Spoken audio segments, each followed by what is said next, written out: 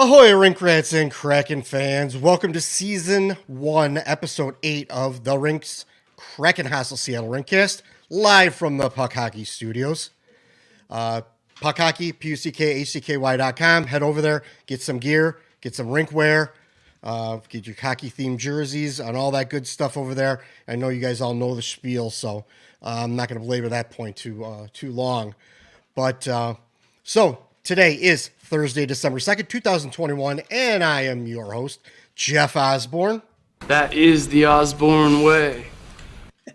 AKA Gatekeeper and Puck and Hostile on Twitter. So today we're continuing the tour around the Kraken blogosphere, and a guy who didn't know we were going to be live until just a mere couple of hours ago, from Sound of Hockey website and podcast, Darren Brown.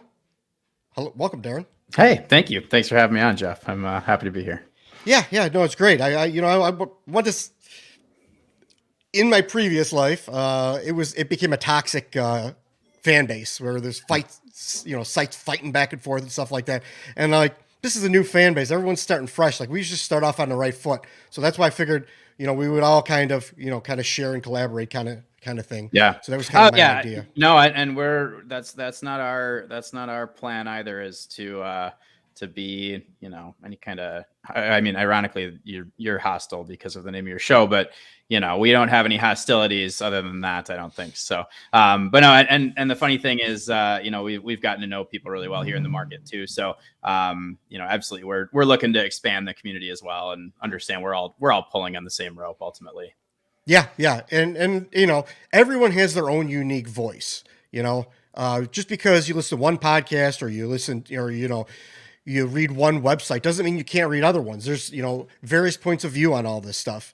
And, like, your show is going to be different than listening to this show. You guys are into segments and all that stuff, which is cool.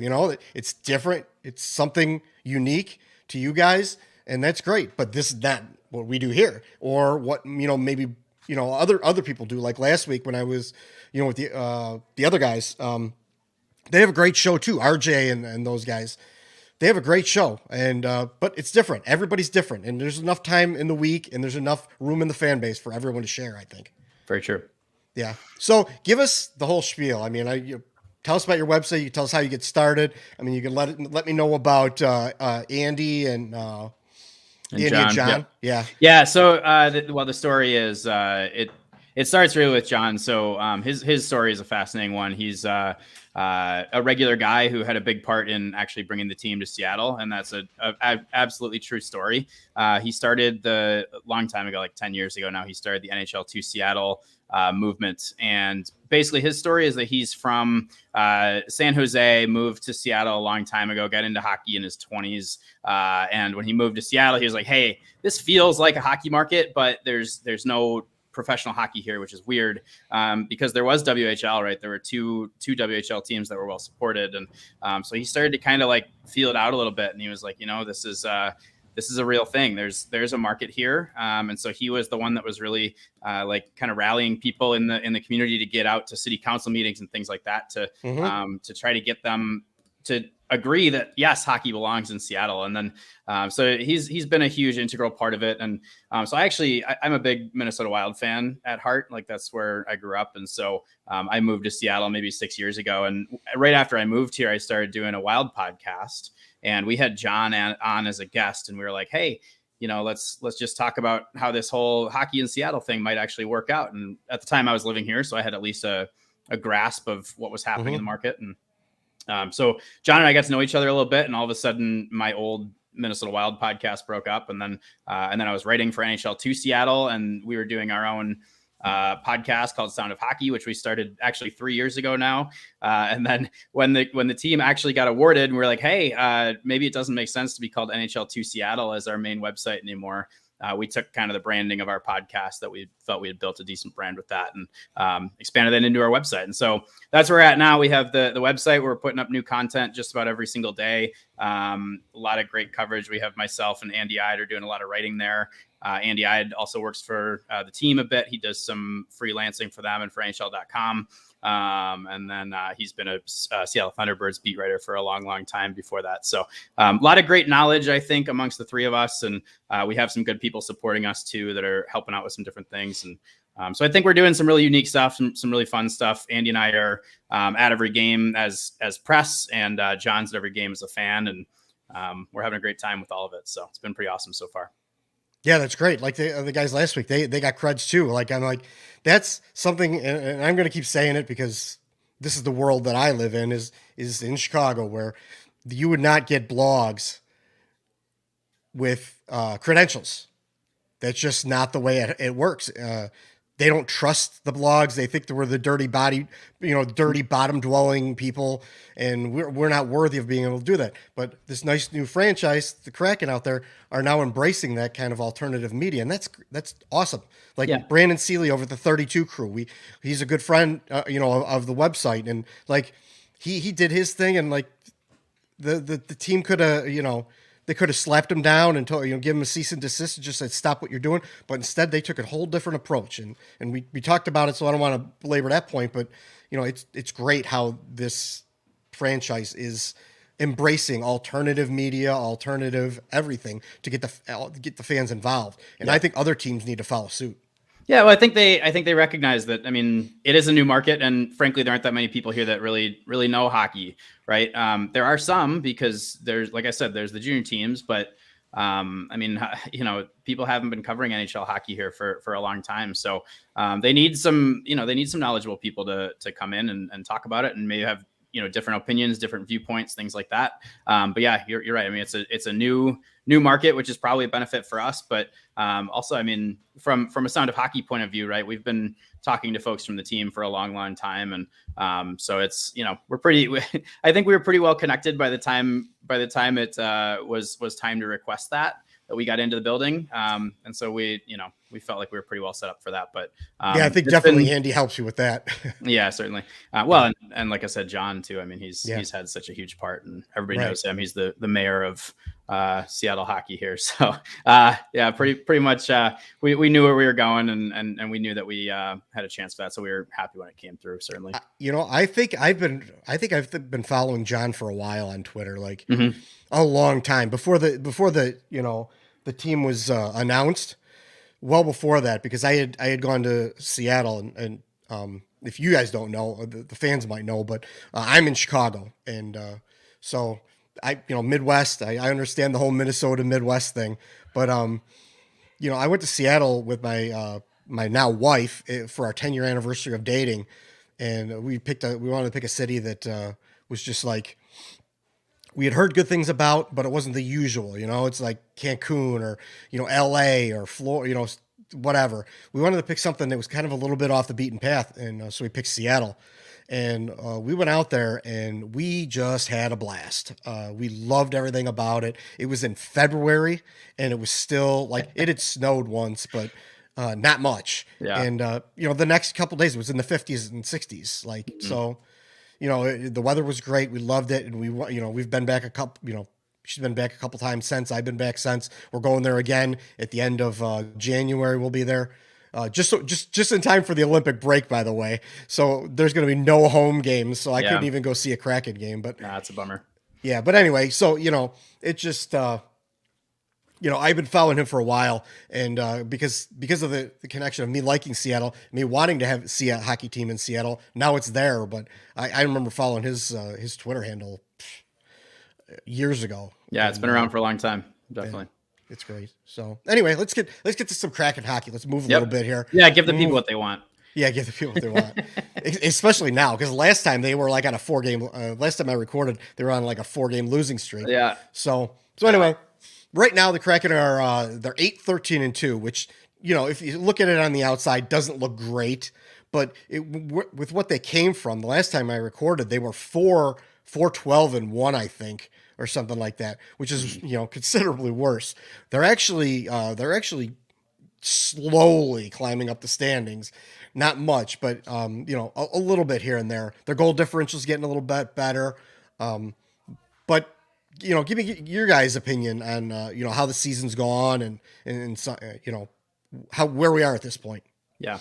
Well, I mean, first and foremost, I like I love the team. I just want to say that. I think that, they don't have a ton of like superstar power or anything like that, but man, they're so fun to watch. They are battling. They're resilient. They come to play every night. And even when they were losing, it was like, all right, well, they're losing and they lost six games in a row, right? And it was like, I don't know, like, is this something that I want to do all year? And I absolutely did. I got through, the sixth loss in a row, and I was like, they lost 7-3 that night to Colorado. And I was like, I'm having a blast here. I'm having such a great time. And I think that's a credit to how much fun it is in the building and just how cool it is to have this new thing. And, even going down and asking press questions in the press conference and stuff, you expect the guys to be so down and they're just not, they're all there. They're all wanting to get out of this slump that they were in.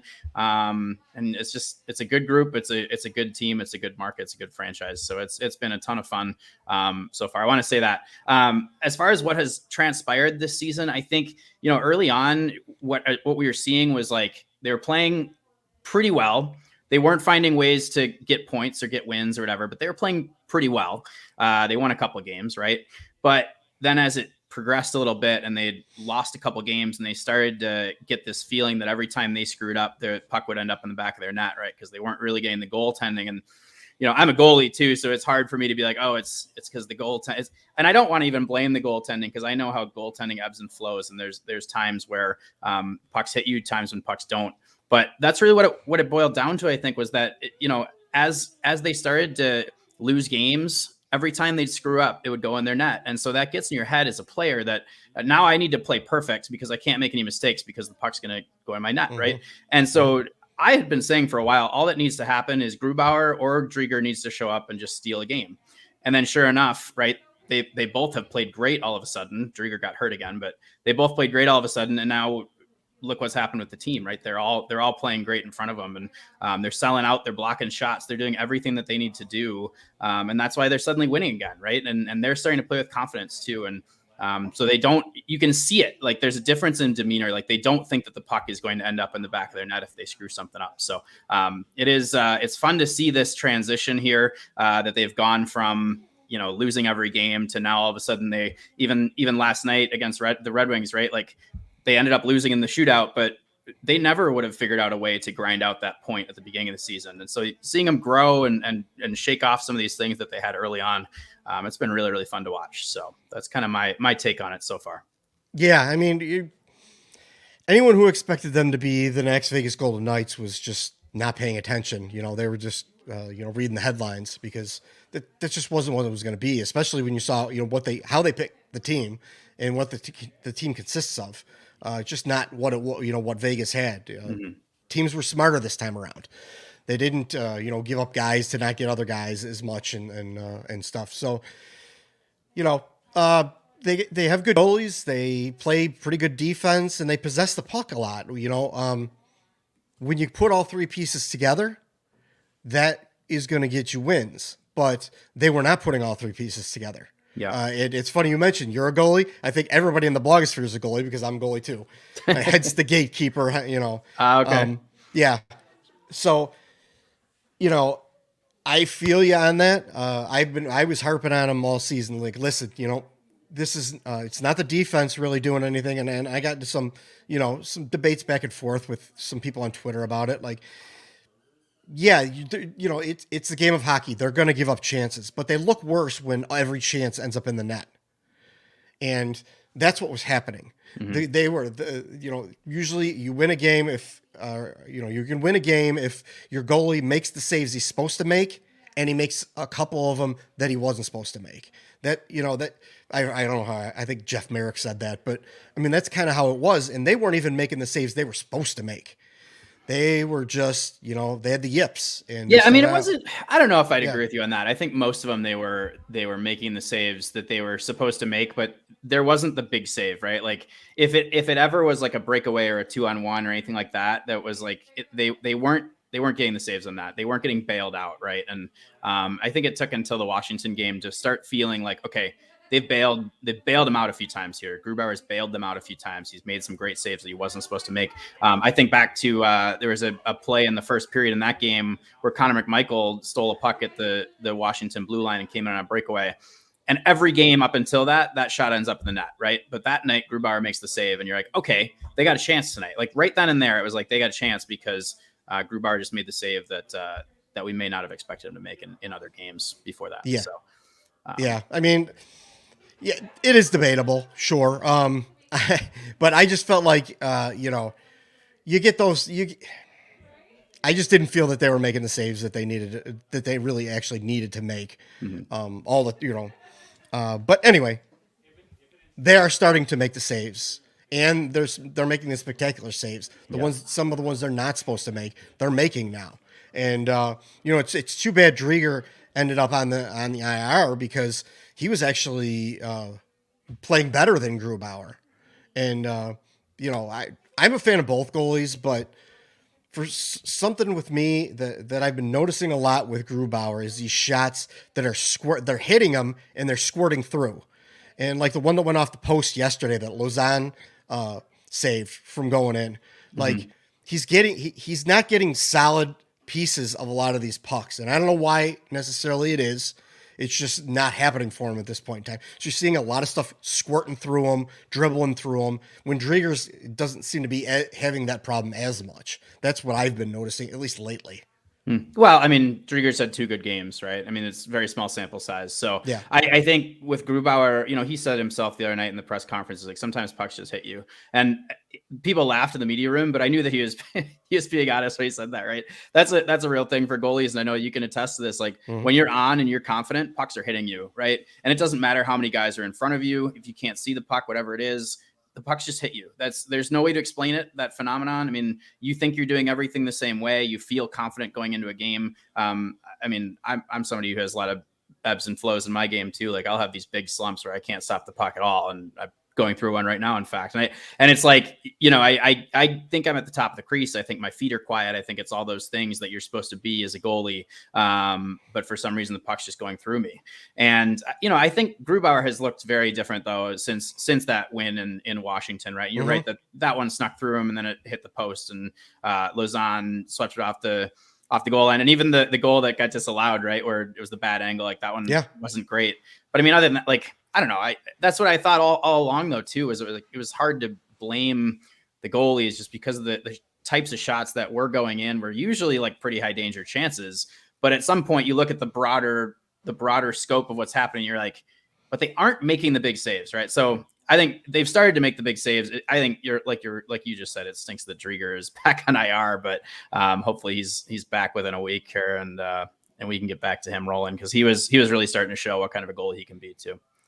Yeah, for sure. And, he was going to be the number one before, Grubauer fell in their lap. So, they trusted that he was going to be, that kind of a quality of a goalie. And I mean, right now, if you look at their numbers, like if you look at their 5-on-5 save percentage, they're ranked 63rd and 69th out of 76 total goalies that have played, one game or whatever. Like they're way down there, but they're rising. Yeah. Both of their numbers rose considerably. Like I said, it's all an ebb and flow though too. And we were preaching patience with both of them at the beginning of the season too. It's, Grubauer, I don't know if you've seen this stat, but when he first started in Colorado, he had almost the exact same numbers as what he has since he started with Seattle. And it was like, I think it took him 19 or 20 games to really figure it out in Colorado. And now lo and behold, he's gone through the same thing here. So I think there is a piece of learning to understand what you're playing behind too. And so I think they've both settled down quite a bit. And again, I think it's just all mental. I mean, at some point you make a save and you start to play well and then you build off of that. So I think we've gotten to that point now where they're kind of over those mental hurdles because they've proven to themselves and to their teammates and to the fan base that they can win games, that they can come in and be the excellent goaltenders that everyone expected them to be. Yeah. And, I was saying before, it's really rough that Drieger's on the IR because they were starting to roll. They were beating teams that they probably should have had no business beating in this last stretch. They beat, the Capitals, Carolina. They lost to Tampa Bay, but out of that whole stretch, you beat some pretty good teams. Yeah. So it just stinks that they're, and then, we can kind of roll now into like the injuries. You guys were saying on your podcast that John, he jinxed it because, Yeah. didn't he say something? Well, He said something. I think I jinxed Cali Yarncrux last week because I made him my star of the week, and then because I thought he played great against was it Carolina? No, it was Washington, and he got hurt against Carolina. Right, he had the goal and the assist to finally get off the pointless streak against Washington. He got hurt against Carolina, so I jinxed him, and then John came out this past week and said, "Oh, they've been relatively healthy. Like when you think about how it goes normally for an NHL team, they're relatively healthy. They haven't had that many guys out. They usually have one guy out or two guys out, but never more than that." And then it was like the next day, they're like, "All right, we have 5 guys that are out with injury." You're like, "Oh, okay," Including your hottest goalie. Yeah. Well, yeah, you're one of your 2 goalies and you're 2 of your top scorers. So, and also, by the way, your theoretically your top defenseman is on the COVID list. So right, yeah. When it rains, it pours, as they say. So yeah. So like you said, Yarn Krokadriger are on IR right now. Mm-hmm. Jaden Schwartz, Jordan Eberle, and Will Borgen are all hurt. I think they're. I didn't. Did you see today's report? Did they say how long they were going to be out? No, there wasn't much news today because they didn't have practice. Yeah. It was a total off day for Seattle, so there wasn't much news. What Hackstall, all we really know is that with Drieger on IR, he's out for a minimum of a week. We know that Yarncrux, because his was retroactive to when he first went out, so theoretically he could return Friday, I believe. Mm-hmm. But we haven't been able to get in the building to see him skate, and he wasn't on the road trip either. So like we don't know if he's been skating or not. And then. Let's see who else is there. So Borgen, he blocked a bunch of shots. So I wouldn't be surprised if it's related to that. Yeah. He's also only played 2 games, right? So maybe they saw that he was a little bit dinged up, and they're like, "This is a way for us to get Lausanne back in there." But Borgen also played great, so maybe not. Maybe that's a bad theory. Eberle, we saw him get hurt. I have no idea what happened to Schwartz. Honestly, I really don't know where his injury happened. His was definitely a surprise to me. So But yeah, hopefully those are short term. They didn't put those guys on IR, but they didn't put Yarncrux on IR right away either. So it's hard to say if it's a long term thing or a short term thing or what it is. I think back to like Yanni Gord had that one where he blocked a shot with his knee and then finished the game, then ended up missing the next game, right? And it took him a few games to ramp back up. Like he was technically healthy enough to play, but you could tell he wasn't himself. He was taking days off of practice and things like that. And that's not the kind of guy that he is. So I think that it took him a while to get back to being himself. And I think we, if it is Eberle and Schwartz, if they come back in a game or two, it might take them a little bit of time too to get back to being themselves. So we'll see what happens. That's a very long answer to no. I have no idea what the timelines are. No, that's all right. That's all right. Yeah. But how funny was it yesterday about it was Donskoy that scored in the shootout, wasn't it? He did, yeah. And he has no goals this year. Hasn't scored a goal. And you know what was weird about that shootout? So, the first 2 attempts, it was Donato and who went second? Wenberg was 4th, I think. Whoever went second. The first 2 guys, they made almost the same move. And Grice took the puck off their stick with like kind of a weird backhand poke check. And then Donskoy did the exact same thing, went to the same side. Again, Grice took it off his stick, but he kind of, the way it happened, it just poked and went through his legs. And it was clearly not what Donskoy was trying to do, but who knows? Sometimes it's things like that get you going too offensively. And by the way, Donskoy, he's not scoring goals, but I think he's been so good. He's got a bunch of assists. And if you watch him, actually watch him for a while when he gets on the ice. And I like to try to do that. Just pick out a player to watch for a while. And the way that he is handling the puck and finding guys in quiet areas, it's just, he's been awesome. So it cannot be logged before he breaks through and starts scoring some goals. Cause he is a goal scorer. He's shown that in his career. And right now he's still contributing without scoring those goals, but man, I don't know how he hasn't been scoring. but yeah, you're right. That shootout thing was pretty funny. That was how that shook out. It was unfortunate that they ended up losing, but also I didn't think they had the best moves there, so they probably didn't necessarily deserve to win that shootout. Yeah, for sure. And let's see, Vince Dunn's scoring now too, which is good because I was saying earlier, like he's one of my I loved what I saw out of him in the preseason, and like he could be the guy that runs the power play, even though they've been having Giordano do it. Like he really technically Dunn should be the guy. That's his forte. That's what he does. Like would run that power play, and it's nice. I couldn't believe he was so snake bitten. He hadn't really had any goals or anything, or early on and stuff. So he started really slow, but I like to see that Dunn's coming around because I like the guy. I think he's a really good player.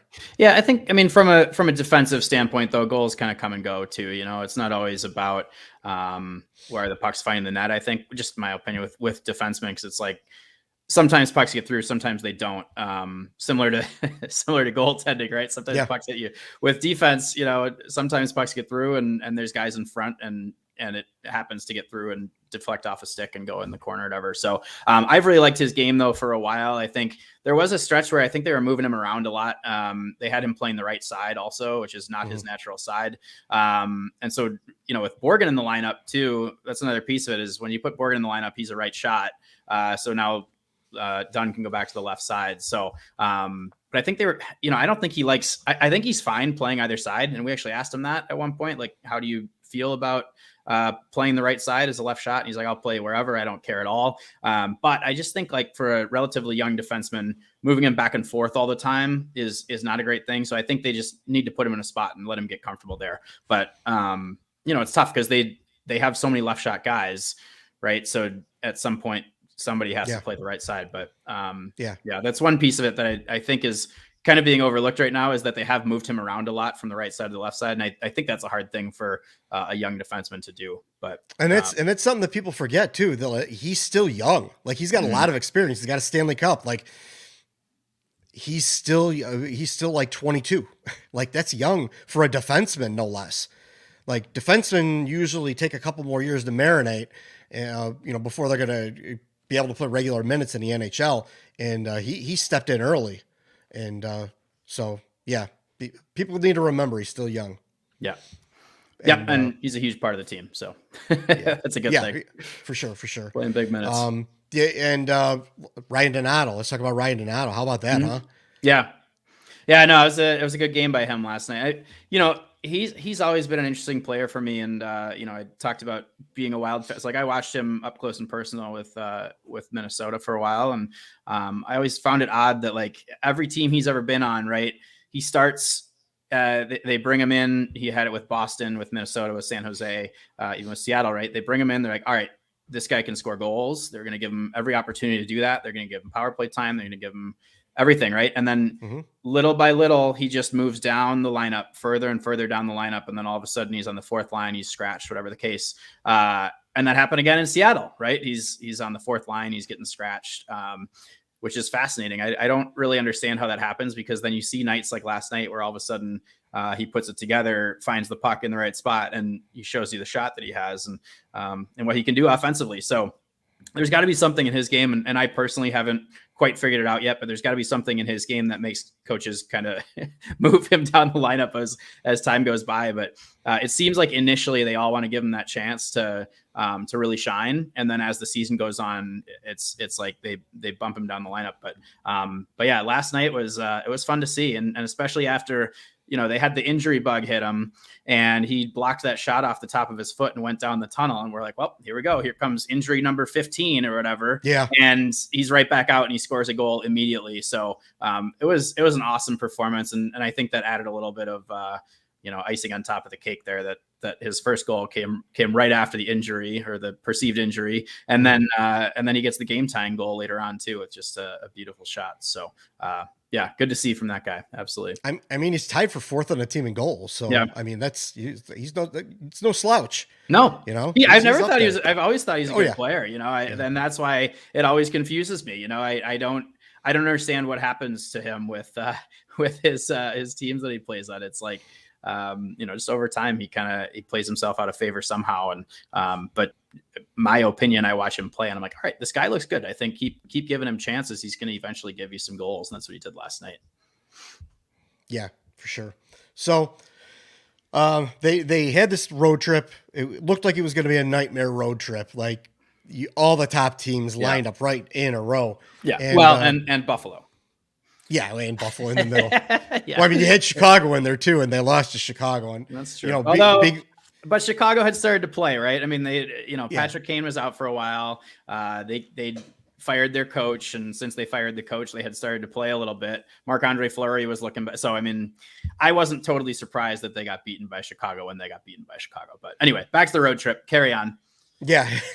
And then they got smashed by Colorado. Mm-hmm. And then they started putting things together. Like, they beat the Capitals, they beat Carolina, they lose to Tampa Bay, and then they beat Florida to end the streak at home. They beat Florida's streak at home. Yeah. And then Buffalo, like, that was just that was like a arena football game, because it was just scoring everywhere. After the first period, everything was up for grabs, know?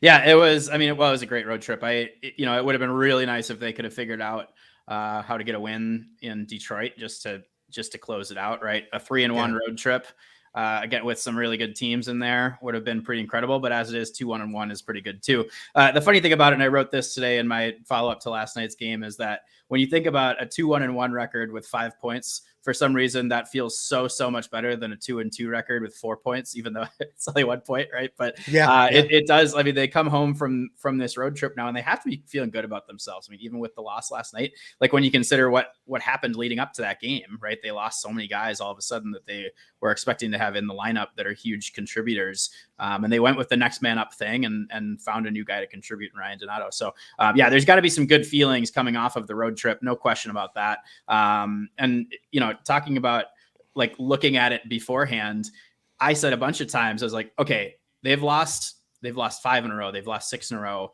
Looking ahead, this could get much worse before it gets better. And part of me thought that they were going to get to 10 or 11 games on the losing streak before they got a win because of who was coming, right? Because even if they turned around and started playing well, and sometimes, I've seen it over the years that a dip in play can be like a baby steps thing, right?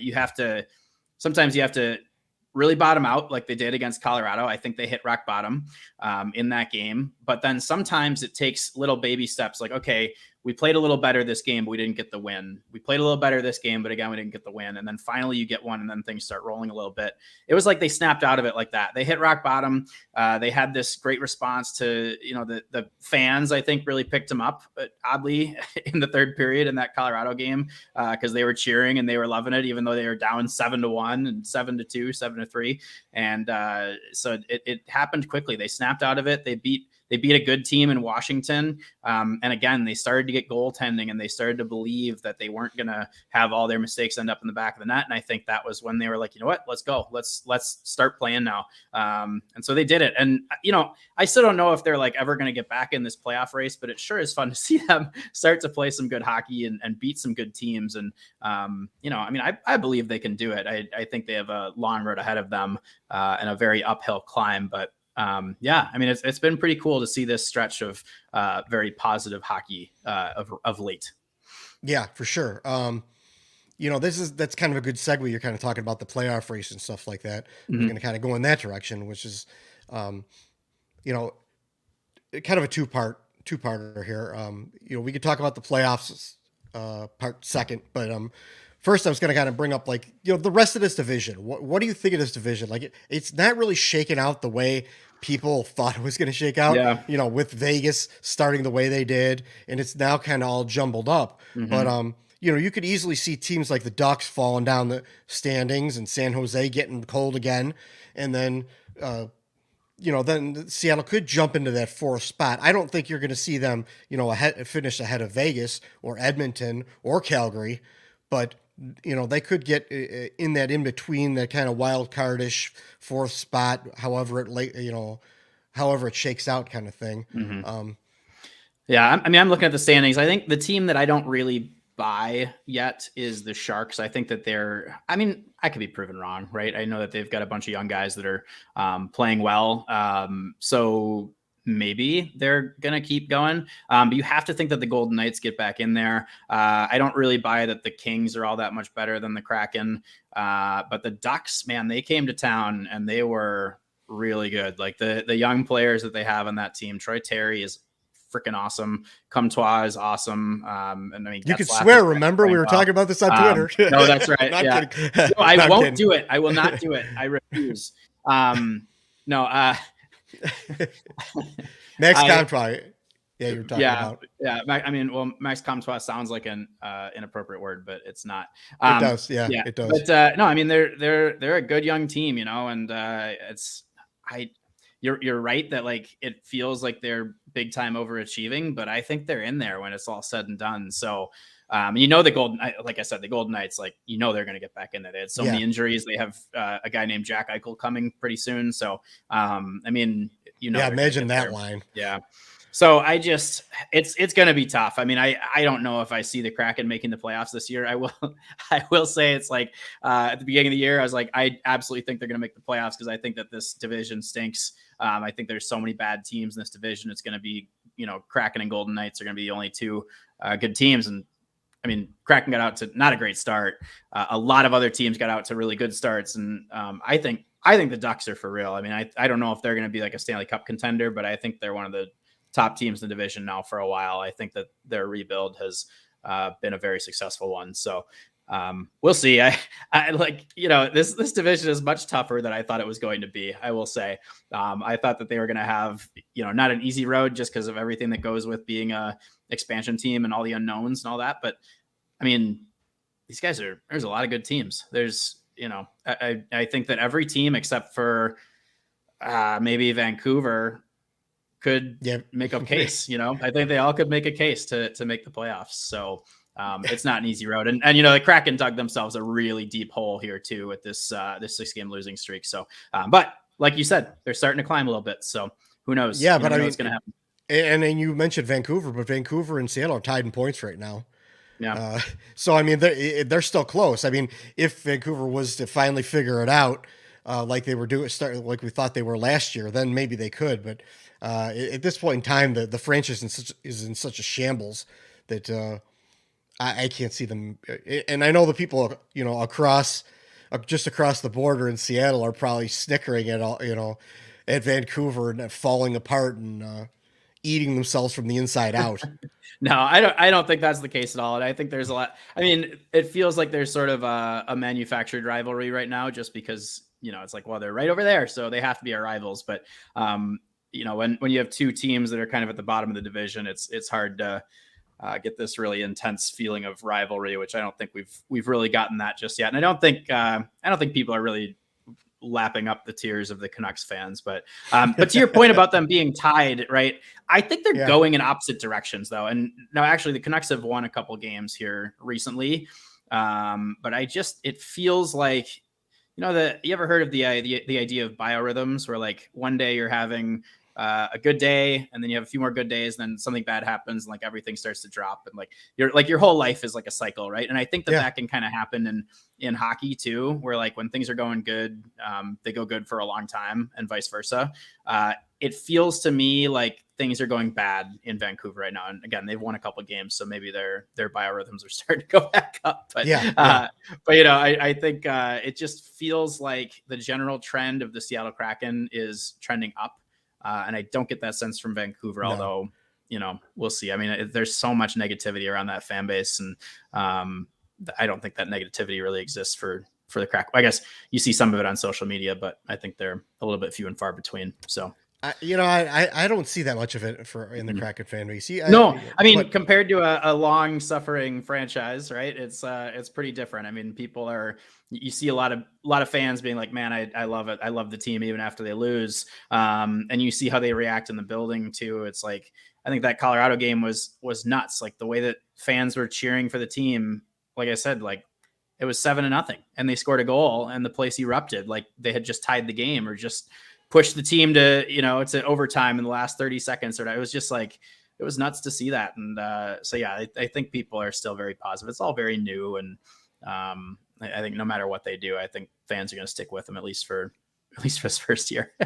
Yeah, I hope beyond. Yeah. Yeah. Yeah. You know, it's, I don't know if it's often where you see that a city's identity carries from sport to sport to sport. Like like it does in Seattle. Like, you know, you hear about the soccer fans, and you hear, you know, of course the Seahawks fans, and they all seem to be very, very into the sport, you know, and I guess the Mariners too. Yeah. Mariners. So I'm not a Seattle fan of any team other than the Kraken, because that's just not. I didn't like give up my fandom allegiance to the other teams that I follow from Minnesota. I've always stuck with them. So, and I still am, watching the Wild games too. But so I can't like speak wholeheartedly to like what the culture of Seahawks and Mariners fans and Sounders fans is. But I will say, Mariners games, even though like they've been so bad for so long, they're really fun. Like, people show up and they have a good time. And it is a similar vibe, and I've been to Sounders games too. And I do think it's a similar vibe between those three, at least, where people are there. They want to have a good time. They want to drink some beers. They want to be with their friends. They want to cheer. And I get that feeling out of all three of those. So yeah, I would agree with you. I think that there's definitely some carryover in the sports culture between the different teams here. Yeah, definitely. So, but we did get a question, my guy, now, because when you were telling that story about how, you still sometimes watch the Wild and stuff like that, like that's how I am with, I'm covering the Kraken, but I'm still watching the Blackhawks games in the background just to see what they're doing and, loosely follow what's going on. And also at our site, we cover the Blackhawks too. That's how we started. That's how we built the website, was under, covering the Blackhawks. And then we kind of started opening up other divisions, and I moved away from all that. So I'm kind of in the same boat with you on that one, like kind of watching the Blackhawks over in the Central Division while you're watching the Wild over in the Central Division. Yeah. We're just from a distance. I will say though, I know that my allegiance has shifted. I mean, the Wild have come to Seattle twice now, and both times I've really found myself like pulling for the Kraken to win. So, which is interesting. I didn't know. I just went in with kind of an open mind for both of those games just to see how I would respond. And as the games have played out, I've been like really, really rooting for the Kraken to get the win. Now, I don't know if I went to Minnesota and watched a game, right? Kraken against Wild in their building, I don't know if I would have a different feeling because of the home crowd and all that. But yeah, at least at Climate Pledge, I found myself really pulling for the Kraken in both games, which I thought was interesting. I didn't think that would necessarily happen right away, but it has happened. It's funny you bring that up, because I kind of felt the same way in the Blackhawks game. Like, I was cheering for the Kraken. Like, it's just it's been very contentious here in Chicago with with the way things have gone. Yeah, I bet. Over several years. It was hard to be a Blackhawks fan anymore. And I had already kind of moved away. The fan base got to be toxic. Everyone was toxic. The back office was toxic and all that stuff. So I moved away, and I'm like, I want to start somewhere fresh. Seattle Kraken. There you go. One of my favorite cities. What's fresher than that? There's nothing fresher than that. Fresh seafood, fresh city, fresh franchise, fresh people, fresh everything. Fresh fish market. That's right. That's what I'm saying. Fresh seafood. Yeah. Yep. So, my boy Andy, I brought him up. He's in the Chicago division. He put a question here, so I'm going to put it up on the screen. And basically says, it's early, and I'm sure the plan is to build, but what trade chips could be in play for the Kraken this spring?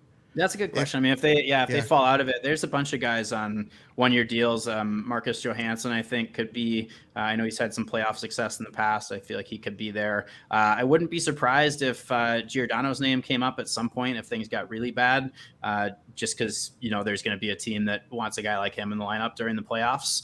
And then, I mean, I don't know. I think that when you think about their blue line, like they have too many NHL defensemen. So I still think that, and it's nice to have the depth and everything, but the fact that like they have Hayden Fleury and Carson Soucy, like Carson Soucy was an everyday player in Minnesota, and they're rotating those guys in and out of the lineup. Lausanne got scratched the other night, and granted he had a bad turnover in Tampa Bay, but they're all NHL defensemen. Even Borgen's showing that he's played 2 games and he's been awesome in those 2 games. So I don't know how much value these guys have. I think they're good for like draft picks here and there. But I wouldn't be surprised if they started to sell some of those guys off at some point if the Kraken really fall out of the race. Because I mean, there's not much that they can trade from from Charlotte, right? And I don't know that they would want to trade any draft picks away at this point because they're just building their cupboard. They have, nothing, right? So I think if anything, if there's going to be trades, if there might be a hockey trade here and there where they do like a 1-for-1 or they trade a defenseman for a forward, something like that. I don't know if I see any blockbusters to bring like a big superstar scorer in. The only way I see that happening is if they're like really get on a hot streak and start to put themselves not just into the playoffs but like chance to be like a Stanley Cup contender. And I don't know that I see that this year. I think that's several years away. So for sure. Yeah. So that's what I would say is I think, some of the veteran guys that are on either expiring deals or deals that have, 1 year left after this year, those are the ones that I would keep an eye on. If things get really bad and they're clearly out of the playoff picture, then they might end up moving some of them. Right. Yeah. I kind of feel the same way. I mean, I first thing I thought of was that Giordano, could end up, on another team because, the expiring contract deal, and why keep him around? Yeah, I mean, obviously, there's the piece that they named him the captain this year, but he's in his late 30s, so clearly that's not like a long-term thing anyway. It made all the sense in the world to name him captain, but you think like, oh, there's no way they're going to trade their captain, but I think there is a chance that they could do that if things, like I said, if things get bad and they find themselves totally out of the race. I think that's possible. So, yeah. So, all right. Well, thanks, Andy. Thanks, Andy. So just kind of wrapping things up a little bit, just give me, your thoughts on like your favorite players. You maybe got an a forward and a defenseman or anything like that. Or maybe you're, of course you are a goalie guy because you're a goalie, but what are some of your guys that you've really enjoyed and were your favorite players thus far? For the Kraken specifically? Mm-hmm. Yeah. Man, that's a really tough question because I like them all, and now I'm there listening to them in the press conferences too, so I'm like kind of getting to know their personalities a little bit more too. I really like Chris Driedger. I have his jersey behind me here if I can figure out. Nice. He's awesome, and I've chatted with him a few times. He did a story for me. Well, he did an interview with me, I should say, where I talked to him about the mentality of being a goalie and how hard that is, what he does. And that was so much fun to talk to him about. And he was just like an open book. Like he shared everything. And Joey Decord, same thing. Joey Decord is one of the coolest dudes ever. I'm really, really rooting for him. And then as far as, forwards and defensemen, I love Yanni Gourde. I think that the way that he plays is so much fun. And I think that, in a way, there were kind of some unfair expectations on him coming in because I think that people are like, oh, we got Yanni Gourde from the Lightning. Like he's going to be, he's a Stanley Cup winner. He's going to be their best player, this and that. And I just think that like some of the expectations of him as an offensive player were a little bit unfair because that's not really who he is, right? Like he's not a number one center. He's not a number. He has never been he's been a number 3, number 4 center. He was undrafted, right? And he's had an incredible career considering all those things, but he's just not like, he's not a superstar. He's not a Patrick Kane. He's not a Connor McDavid. Like he's a good second or third line center at best, but like I love the way that he plays within that that role. I think he's so much fun to watch. And he battles and does literally anything he possibly can to try to help the team win. So I guess I'd consider him my favorite player. And he does this funny thing too in the press conferences where he seems to hate that there's a microphone because it makes him loud in the room, and he sits down and starts talking and he says something that's really loud and he goes, and he pushes the microphone out of the way. And but clearly like the microphone is there so that like he can be heard on the TV. Like the whole point of the press conference is that he can be heard on the cameras, and so he pushes the camera out of the way or the microphone out of the way, then that the camera guy is in the back like, dang it, he did it again. But yeah. So I'll go with that. Yanni Gourde, he's my favorite. I'm going to go with the meatball answer, which is Tanev. Okay. I love Tanev. I love his energy. I mean, he can get him into a little bit of trouble, but his motor's always going. And he stirs it up a little bit, and he sticks up for his teammates, and it's not necessarily in a fighting way. He just plays, nice, aggressive, and physical hockey, and he's fun to watch. I like him. That's what my heart, that's what my heart says, not necessarily what my brain says. But well, what's your brain say?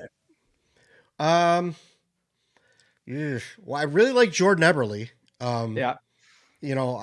I think that he has a lot of talent in New York, and he had a lot of talent in Edmonton, and I expected him to maybe be their top goal scorer before the season started, just because I was so high on him, and it was nice to see him be there. Now, unfortunately, he's hurt, but I really do like Jordan Eberle.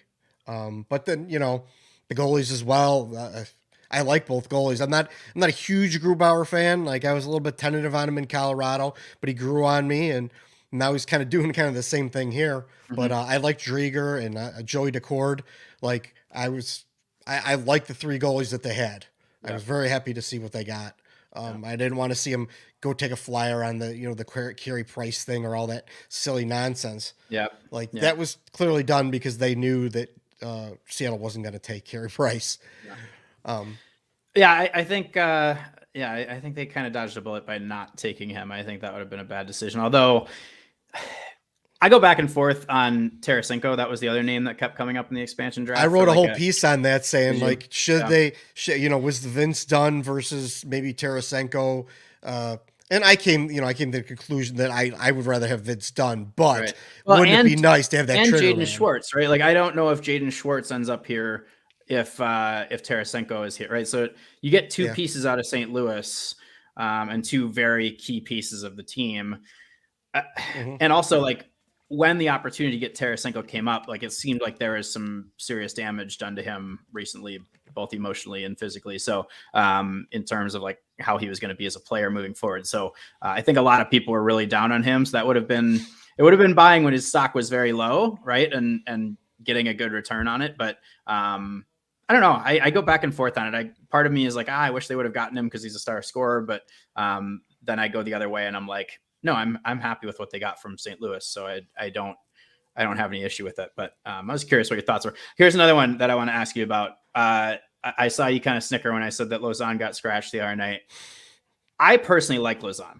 I think that he's kind of getting a bad rap because he doesn't do much offensively, but that's not his game. Like, he's out there with Adam Larson. They're the defensive pair. They're there to play defense. They're not necessarily there to score goals. They're going up against some of the top players from the other teams. And granted, he had a turnover the other night, and it was an ugly one. And he's had a few of those during the season. But, I mean, everybody's had bad turnovers too. So I am curious because I feel like of all the players, and we talked about how positive the fan base is on social media, I feel like I see Lauzon's name come up quite frequently. And I'm just curious what your opinion is. Cause again, I have my own opinion and mine is very positive of him. So what do you think of Lauzon? I am not a Lauzon fan from what I've seen of him. And, I'm notorious for when I have my guys that I like and my guys that I don't like. When I don't like you, like, I will find every way to point out that you're not good or why I don't like you. And Lauzon seems to be that guy on this team. And it's not because like I came in with any preconceived notions of him, because I didn't. I knew nothing about him. But watching him in some of these games and just consistently being that guy that is digging the puck out of the back of his net, it seems like more often than anybody else. And it seems like he's getting beat in more egregious ways than everybody else. That's just what it looks like. That's where it's like he's been my whipping boy on this, that I'm just like, maybe he's, maybe he needs to be cast differently or something, or maybe not try to make him the shutdown pair. Maybe they make them the third pair, something like that. But like Lauzon, I am not a fan of. I've been hard on him in not all my recaps, but in several recaps, I've been hard on Lauzon. How I'm not a fan of him. Yeah. And, well, I mean, clearly there's other people that feel the same way, but I think, there's something to be said about the, like somebody who's in the middle of the physical play too. Like, and I actually talked to him about this, Mm-hmm. that he was the one that hit Jack Hughes, right? And Jack Hughes Mm-hmm. just returned, and he was very clear. He's like, I certainly didn't try to hurt the guy, and I felt really bad that happened. But I mean, my point is, like, he's always right in the middle of those kinds of things. Like, when things pop up, it seems to be him that's there, and nobody else is really doing that, really playing the big physical game. Maybe Brandon Tanev, right, who's flying in and hitting guys behind the net. But I don't know. I just think I thought it was interesting to see how much of every time he makes a mistake, people seem to scream about it on social media, which I don't see from other players. Because there's other players making a lot of mistakes too. So I was curious to hear what your thoughts were on that. But I'm not a huge fan, but I mean, okay. I like Larson and Alexiak. I like Giordano. I like all those guys. Mm-hmm. So it's like, it just seems to be that he was the guy that was the most bad out of all of them to me when I was watching the game. That's all. Mm-hmm. He could turn it around. He turns it around, and I'm open to being him being redeemed in my eyes. So I'm not stuck like, now he's got to be the guy I hate forever. Mm-hmm. Because it's just, I let him redeem himself. So hopefully he does. Good. Because I don't like him to point out that he's always picking a puck out of his net. Yeah. I think he will. I think he's a really good player. And I think people need to shift their expectations of him a little bit, because I think they see Vince Dunn, who's spinning up the ice and doing this crazy stuff. And he's a great offensive player, right? That's not who Lauzon is. Like, he's a straight line physical guy. He's there to try to be a shutdown guy, a defensive guy. And so I've thought every time I watch him play, I'm like, all right, he's doing the right things here. And unfortunately, when he makes a mistake and turns the puck over, everyone seems to notice it, because they've decided that they don't like him, just like yourself. But yeah. So, all right, I'm officially on a campaign now to turn people's opinions of Jeremy Lauzon. And that's actually, honestly, I would rather not have a guy that is my whipping boy. Yeah, that would make things a little bit easier, because then it's like I'm always looking for it, and there it is, and there it is, and there it is. Yeah. We had that in Chicago. Eric Gustafson, their defenseman, like it was crazy, just how bad he was at his own end, and when he stopped scoring because he was, he was playing with, he was feeding Patrick Kane all game long. Then it was glaring how bad of a player he was. And then he went to Calgary, and then he went to Montreal, and none of those fan bases liked him either. So at least I felt vindicated in that respect. So anyway, I think we wrap this up. We've been on for an hour. We've talked about a bunch of things. I've been all over the place, but I like to keep it just a little bit random. So good. So anyway, Darren Fun Brown on Twitter, right? That's right. Yeah, what's behind that name? Why you just throw fun in there? Yeah, no. My middle name does start with an F, and so when I was in, like, it goes way back to when I was like a kid. Actually, I used to say that was my name to other people. I was Darren Fun Brown, and but there's more to it though. When I was in high school, I was a pretty good student, and my dad went to parent teacher conferences, and I had written on my self-evaluation form for my chemistry class that my name was Darren Fun Brown, and that teacher, for whatever reason, just didn't like me, and so he gave me a bad conference while I wasn't there. And my dad came home. He's like, "All right, Darren Fun Brown, we have to have a talk here." And I was like, "Uh-oh, what happened?" He's like, "Well, chemistry teacher's not for." So anyway, that stuck. It stuck in my family, and so that was. I mean, I've been on Twitter for a long time, so at some point it just felt like a natural thing to go with that as the handle. But do follow me on, or follow us on Sound of Hockey, also at @sound_hockey. We'd love to have you subscribe to our podcast also, and give us a listen if you haven't already. We've literally been doing it for 3 years now, so we've had 165 episodes. Most of that talking about an NHL hockey team that didn't exist yet, but we have a lot of fun. We've had some great guests. We've had Grant Fuhr. We've had some of the current players. We had Joey Decord on. We had Morgan Geekie on. So lots of awesome guests over the years. And so yeah, give us a listen if you never have, and hopefully we'll share some of our listeners with you as well. Yeah, that would be great. That would be great.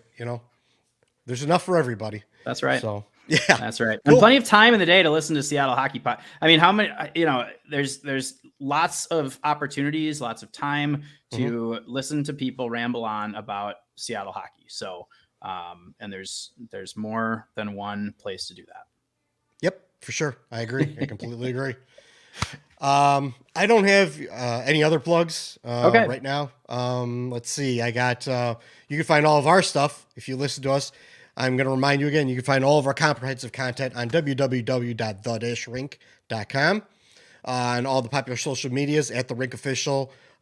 We also have at The Rink Seattle, at Kraken Hostel. We have all those accounts. You can find them all at our website.